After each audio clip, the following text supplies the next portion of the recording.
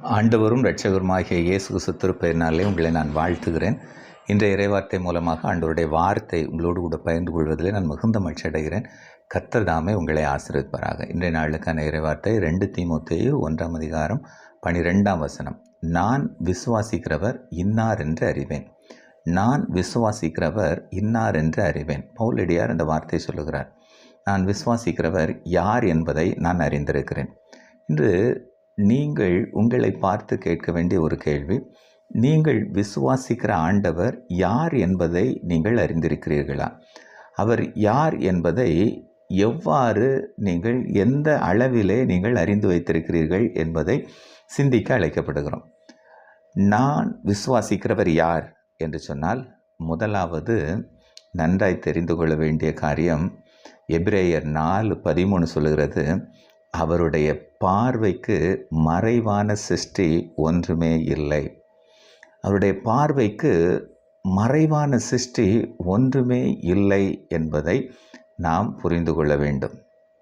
ஏனென்றால் சகலமும் அவருடைய கண்களுக்கு முன்பாக நிர்வாணமாயும் வெளியரங்கமாயும் இருக்கிறது. எனவே அவருடைய பார்வைக்கு மறைவாக நம்மால் ஒன்றுமே செய்ய முடியாது. ஏனென்றால் அவருடைய பார்வைக்கு மறைவானது ஒன்றுமே இல்லை, எல்லாம் வெளியரங்கமாக இருக்கிறது, எல்லாவற்றையும் அவர் பார்த்து கொண்டு இருக்கிறார் என்பதை புரிந்து கொள்ள வேண்டும். இது முதல் காரியம். ரெண்டாவது, அவரை போல வல்லமை உள்ளவர் ஒருவரும் இல்லை. இது நாம் தெரிந்து கொள்ள வேண்டும். முதலாவது, அவருடைய பார்வைக்கு மறைவான சிருஷ்டி ஒன்றுமே கிடையாது. ரெண்டாவது, அவரை போல வல்லமை உள்ளவர் ஒருவரும் கிடையாது. வேதம் சொல்கிறது, எரேமியா 32:27 என்னாலே செய்யக்கூடாத காரியம் ஒன்று உண்டோ? ஆண்டவர் கேட்கிறார். அவரால் செய்யக்கூடாத காரியம் ஒன்றுமே கிடையாது. வேதம் தெளிவாய் சொல்கிறது. மார்க் 10:27 தேவனாலே எல்லாம் கூடும், அவரால் கூடாதது ஒன்றுமே கிடையாது. அப்போ என்ன அர்த்தம்? அவர் சர்வ வல்லவர் என்பதற்கு இதுதான் விளக்கம். எனவே முதலாவது, அவருடைய பார்வைக்கு மறைவான சிருஷ்டி எதுவுமே கிடையாது, எல்லாம் வெளியரங்கமாக இருக்கிறது.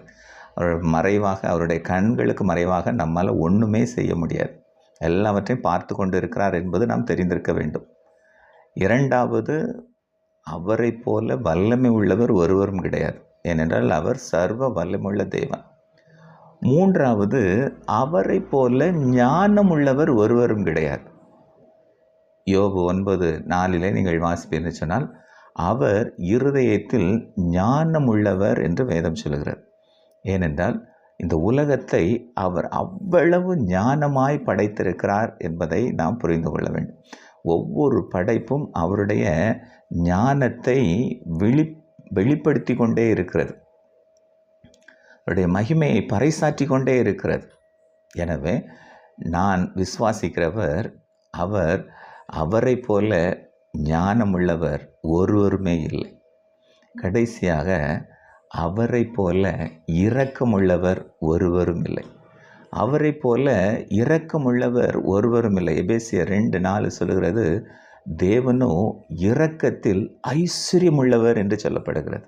எனவே நான் விசுவாசிக்கிறவர் இரக்கத்தில் ஐஸ்வர்யமுள்ளவர், அவரை போல இரக்கமுள்ளவர் ஒருவரும் கிடையாது என்பதை நாம் தெரிந்து வைத்திருக்க வேண்டும். எனவே அருமையானவர்களே, நீங்கள் விசுவாசிக்கிற ஆண்டவர் யார் என்று சொன்னால், அவருடைய பார்வைக்கு மறைவான சிருஷ்டி எதுவுமே கிடையாது, எல்லாம் அவருடைய பார்வைக்கு வெளியரங்கமாக இருக்கிறது என்பதை புரிந்து கொள்ள வேண்டும்.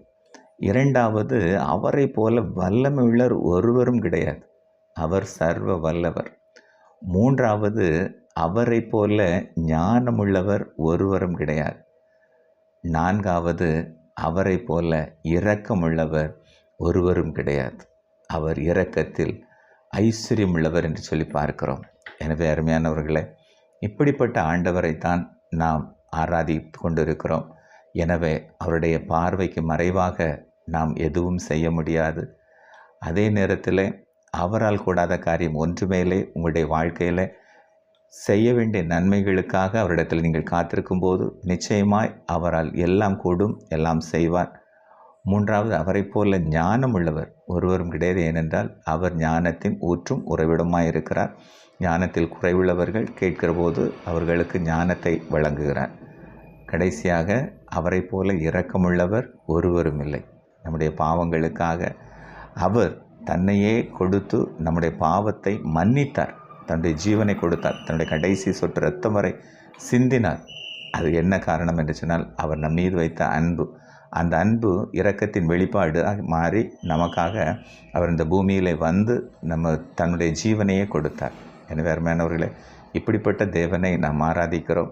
எனவே தேவ நாம மகிமைக்காக நீங்கள் செயல்படுங்கள். கர்த்தர் உங்களை ஆசீர்வதிப்பாராக.